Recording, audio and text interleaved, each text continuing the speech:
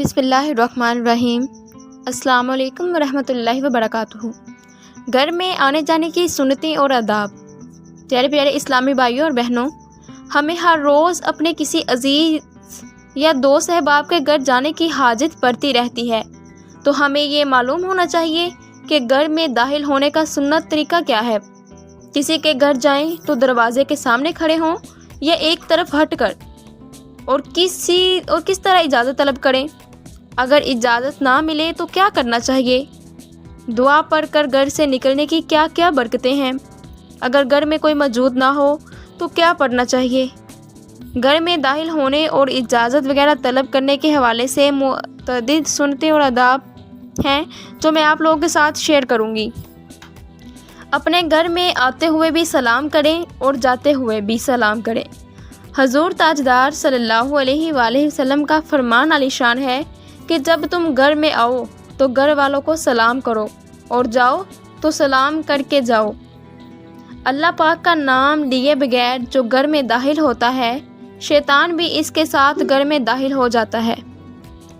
جیسا کہ حضرت جابر رضی اللہ تعالیٰ عنہ سے روایت ہے کہ آقائے دو جہاں صلی اللہ علیہ وآلہ وسلم نے ارشاد فرمایا، جب آدمی گھر میں داخل ہوتے وقت اور کھانا کھاتے وقت اللہ پاک کا ذکر کرتا ہے تو شیطان کہتا ہے آج یہاں نہ تمہاری رات گزر سکتی ہے اور نہ تمہیں کھانا مل سکتا ہے۔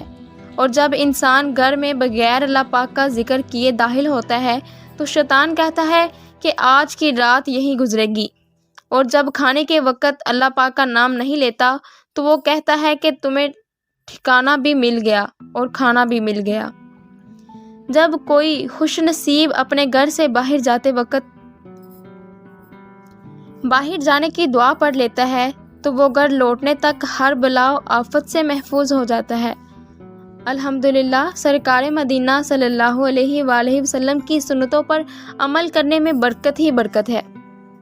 حضرت ابو ہریرہ رضی اللہ تعالیٰ عنہ سے روایت ہے کہ حضور تاجدار مدینہ صلی اللہ علیہ وآلہ وسلم نے ارشاد فرمایا، آدمی اپنے گھر کے دروازے سے باہر نکلتا ہے تو اس کے ساتھ دو فرشتے مقرر ہوتے ہیں۔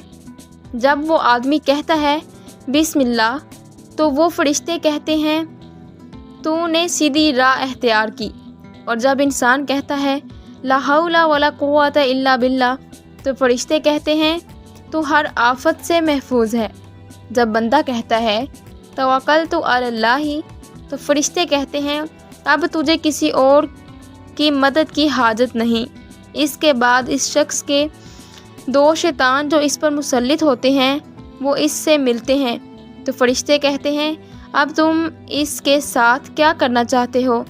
اس نے تو سیدھا رستہ اختیار کیا، تمام آفات سے محفوظ ہو گیا اور خدا کی امداد کے علاوہ دوسرے کی امداد سے بے نیاز ہو گیا۔ جب کسی کے گھر جانا ہو تو پہلے اندر جانے کی اجازت حاصل کریں۔ جب اندر جائیں تو پہلے سلام کریں، پھر بات چیت شروع کریں۔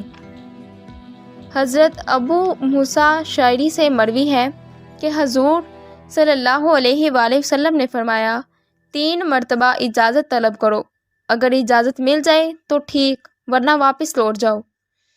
جو سلام کیے بغیر گھر میں داخلے کی اجازت مانگے اسے داخلے کی اجازت نہ دی جائے۔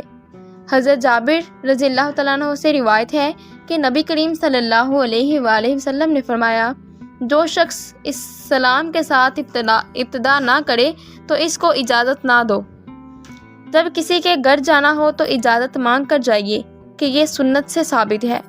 بہتر یہ ہے کہ اس طرح اجازت مانگے السلام علیکم، کیا میں اندر آ سکتا ہوں؟